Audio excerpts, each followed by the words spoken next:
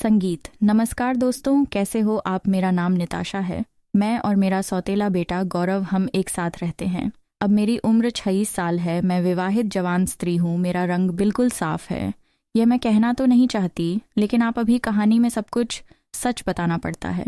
मेरा वज़न बिल्कुल 18 साल की लड़की की तरह है। मेरी शादी को 8 साल हो गए हैं, लेकिन मेरा अभी तक कोई संतान नहीं है। मेरे पति का ट्रांसफ़र दिल्ली में हो गया था और मैं अपने गांव में रहती थी। मेरे पति हर 4 महीने बाद 20 दिन के लिए घर आते थे। दिल्ली जाना उनकी मजबूरी थी, इसलिए मैं और मेरा सौतेला बेटा गांव में अकेले रहते थे। एक दिन जब मैं घर की सफाई कर रही थी तो सफाई करते करते अपने सौतेले बेटे विजय के रूम में गई तो मैंने पाया कि वह कमरे में नहीं था। मुझे समझ में नहीं आ रहा था कि वह कहाँ गया होगा, और तभी बाथरूम की लाइट जलती हुई नजर आई तो मैं उसे देखने चली गई। वहाँ मैंने देखा कि बाथरूम का दरवाज़ा थोड़ा सा खुला हुआ था और अंदर से कुछ अलग ही आवाज़ें आ रही थी।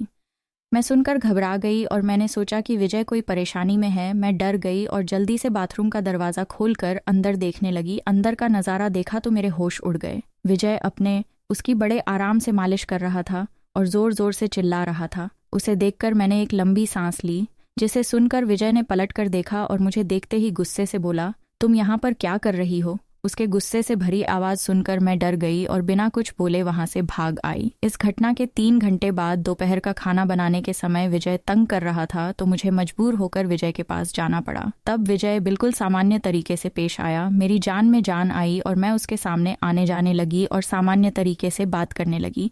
लेकिन अगले दिन भी मैं उसी नज़ारे के बारे में सोच रही थी। दूसरे दिन रात को सोते समय मैं बहुत उदास थी। जब मेरा मन नहीं लगा तो मैं विजय के रूम में गई।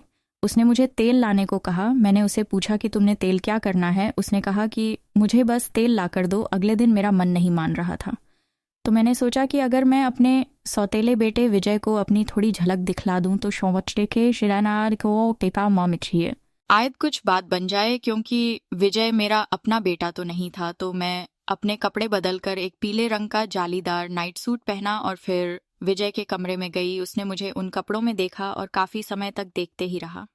उसकी नज़रों की चमक बता रही थी वह मेरे जाल में फंस जाएगा।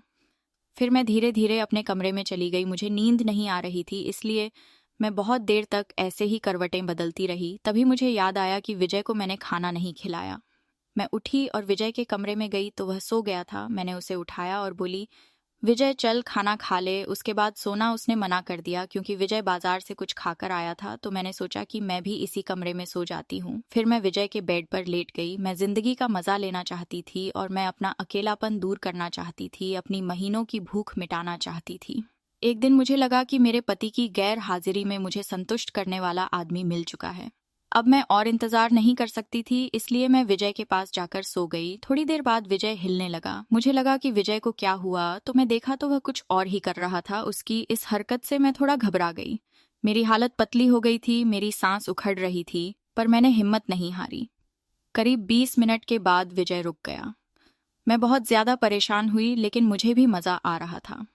विजय उठकर बैठ गया और उसने मुझे देखा तो डर गया और बोला, सॉरी आंटी, मुझे ऐसा नहीं करना चाहिए था, मुझे माफ कर दीजिए। तो मैंने कहा कोई बात नहीं।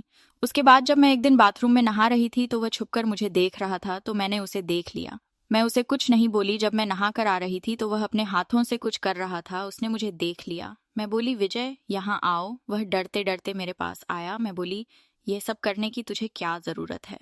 उसके बाद बस उसने मुझे अपने घोड़े का सैर कराया और मुझे खूब रुलाया। उसने मेरे अकेलेपन और बेचैनी को दूर कर दिया।